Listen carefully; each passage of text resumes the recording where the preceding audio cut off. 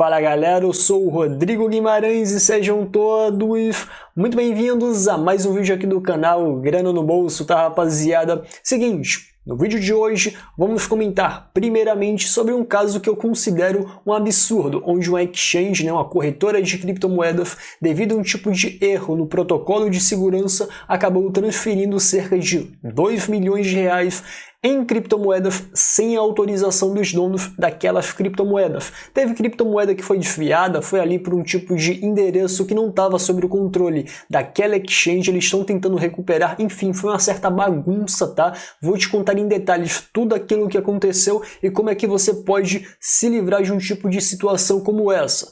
Vou falar também sobre um fato muito triste que aconteceu, onde um trader, ele acabou ali fazendo algumas negociações meio erradas, né? O cara não soube negociar ali os valores em criptomoedas, acabou tendo um prejuízo atrás do outro e teve ali cerca de 700, no total, né? Cerca de 700 mil dólares de prejuízo e acabou retirando a própria vida. De fato, um tipo de situação bem triste, tá? Vou falar também com detalhes sobre como tudo isso aconteceu e como você também que opera no mercado, principalmente trades rápidos, como é que você pode se livrar de um tipo de situação como essa. Eu não falo nem da situação final, né, de retirar a vida, mas de você não sofrer prejuízo, principalmente tendo ali um tipo de gerenciamento adequado. Demorou? Então já viu que esse vídeo está muito completo, fica comigo até o final que eu garanto você não vai se arrepender. Agora só um recado rápido para aqueles que ainda não são inscritos aqui no canal, para se inscrever, além disso, darem um like e compartilharem com a geral inteira. E claro, se você tiver alguma dúvida,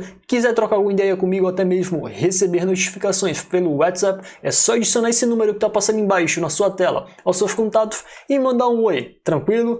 Recado dado, agora vamos comentar aqui sobre esse tipo de situação patética, tá? Não tem outro tipo de característica para designar para esse tipo de situação, não. Isso é um absurdo, onde cerca de 2 milhões de reais em criptomoedas foram transferidas sem nenhum tipo de autorização dos donos. Claro que a partir do momento que você coloca suas criptomoedas em determinada casa de câmbio, seja ela qual for, seja ela centralizada, descentralizada, você vai estar cedendo a tutela, você vai estar cedendo a sua guarda, né, a guarda das suas criptomoedas para aquela exchange. Então, em tese, né, praticamente aquelas criptomoedas meio que não seriam suas e você acaba cedendo ali, né, aquelas transferências ali sem nenhum tipo de autorização. Então, isso aqui pode acontecer com qualquer empresa e por isso que eu te falo, tá? Local de armazenamento de criptomoedas é na carteira de preferência offline. Claro que tem casos e casos, né? Tem alguns tipos de situações que você que realiza trades rápidos não tem como ficar retirando e depositando criptomoedas na casa de câmbio, porque as taxas meio que inviabilizaria o seu trade. Mas excetuado esse tipo de situação, se você vai fazer ali um hold de criptomoedas, se você vai segurar suas criptomoedas aguardando a valorização, o certo é deixar ali na sua carteira offline. Mas retornando aqui a esse caso, o que teria acontecido? Uma exchange chamado Bancor, ela teria ali, né, uma exchange descentralizada. Não estamos falando de exchange centralizada não, porque dizem, né, algumas pessoas que as DEX são melhores, que não tem ali tanta interferência. Eu tenho minhas ressalvas, tá? Mas retornando aqui ao caso, o que teria acontecido? Devido a um erro, né, um tipo de falha na segurança, no protocolo de segurança da exchange, que poderiam permitir que alguns hackers, que alguns ladrões virtuais viessem a efetuar ali roubos de criptomoedas, a exchange não avisou e fez de forma bem rápida. E assim, você pode até estar pensando que nesse ponto aí a exchange estaria meio que correta, afinal ela não poderia perder muito tempo e também não poderia avisar sobre determinada falha, afinal os hackers poderiam estar de olho e ir lá e sacar, fazer ali o saque daquelas criptomoedas. E assim, em partes eu concordo com isso. O problema foi como foi feito esse tipo de transferência. Afinal, foi sem tipo de critério algum. Até porque foi constatado aqui que teve pessoas, né, que teve ali fundos traído. Afinal, a exchange não soube ali fazer a transferência daquelas quantias, né? Acabou transferindo alguns valores para carteiras que ela não tinha domínio, e isso sim eu considero um absurdo, tá? Então, se estava fazendo ali aquela transferência com vistas a evitar, né, um roubo, a evitar ali a perda daquelas criptomoedas, esse tipo de transferência não foi tão bem sucedido assim.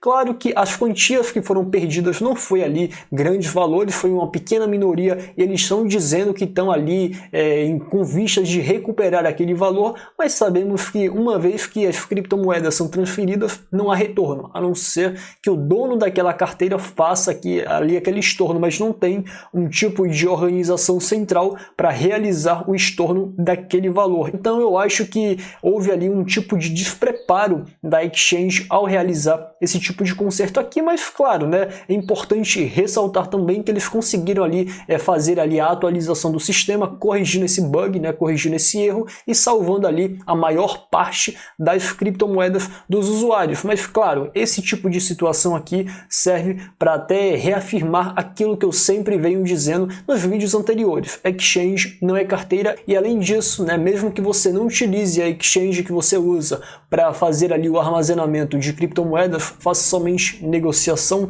veja a exchange onde você negocia, veja ali se você tem boas referências. E claro, né, a empresa ela tinha um token, né, nativo da exchange, assim como a Binance tem a criptomoeda própria dela. Essa exchange tinha um token ERC20, né, na rede do Ethereum, que era nativo da empresa, que teve ali uma grande desvalorização devido a esse tipo de acontecimento, e quem estava comprado nessa moeda acabou tendo ali um certo prejuízo de quase 10% durante o dia de ontem. Então isso aí acabou sendo uma situação péssima para várias pessoas, tá, rapaziada? Mas saindo desse tipo de notícia aqui, vamos falar sobre um tipo de fato muito triste, mas que serve até para um tipo de alerta, né, para aquelas pessoas que operam no mercado. Se você ainda não opera no mercado, tá pensando em fazer trade, presta muita atenção no que eu vou te falar agora, tá? Foca toda a atenção nessa parte desse vídeo, afinal isso acontece muito mais, né, a parte do prejuízo que eu vou citar agora, acontece muito mais do que as pessoas imaginam, e quando eu trato sobre o assunto, as pessoas não dão ali a devida importância ao tema, tá? Mas o que aconteceu? Um trader de 20 anos, ele estava ali meio que parado ali por causa do vírus chinês, por causa ali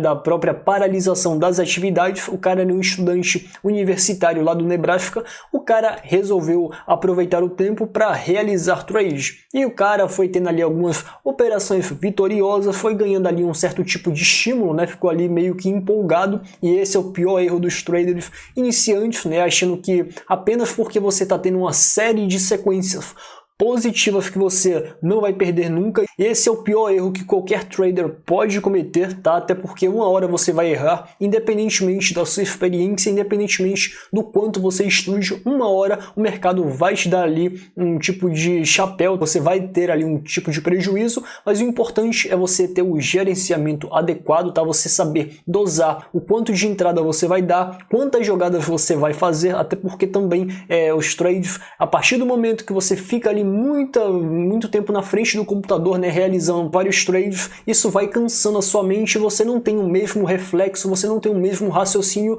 do que no início. Então, se você opera 2, 3 horas por dia, você vai ter um desempenho. Se você opera, sei lá, 6, 7 horas por dia, você vai ter outro tipo de desempenho. E algumas pessoas não levam isso em consideração. Não sei se seria o caso desse jovem aqui, porque não foi informado, mas o que aconteceu foi que ele acabou ali tendo, depois de alguns ganhos, né, ele teve ali perdas sucessivas e acabou ali acumulando em dívidas cerca de 700 mil dólares. E aí você pode estar pensando, pô, Rodrigo, de fato ali é muito simples, cara, é só o cara ter paralisado ali as operações, o cara não ter insistido. A gente sabe que trade é muito arriscado, ali tem seus riscos, é só o cara calcular.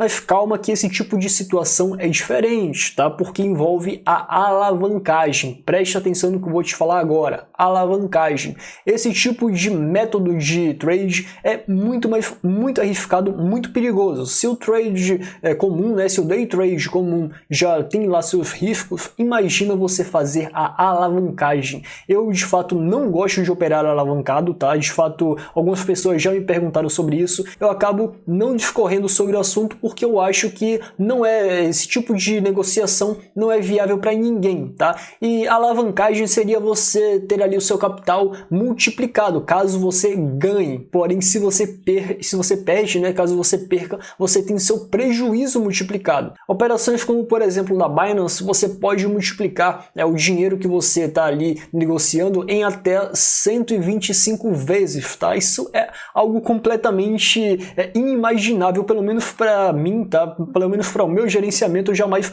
faria um tipo de alavancagem quanto essa. Eu acho que nem alavancagem de 10, 20 vezes, quanto mais 125 vezes. Isso é um absurdo, tá? E foi isso que aconteceu com esse jovem aqui. Então, não necessariamente ele teve ali perdas sucessivas, né? Digamos 50, 100 perdas para chegar nesse valor. Basta que ele tenha colocado ali um certo tipo de valor considerável, colocou uma alavancagem alta, teve ali alguns tipos de perdas sucessivas, não sabia sobre esse risco aqui da operação alavancada e acabou chegando onde chegou, e o cara foi lá, acabou retirando a própria vida e deixou ali uma nota explicando, né, por que teria feito isso no computador. Tá? E de fato, uma situação muito trágica, muito triste. Se você está operando alavancado, tem uma certa experiência, mesmo assim, muito cuidado, tá? Porque uma hora a autoconfiança acaba se elevando demais e você acaba meio que caindo, né, incorrendo nesse erro. E se você está pensando em operar, não sabe ainda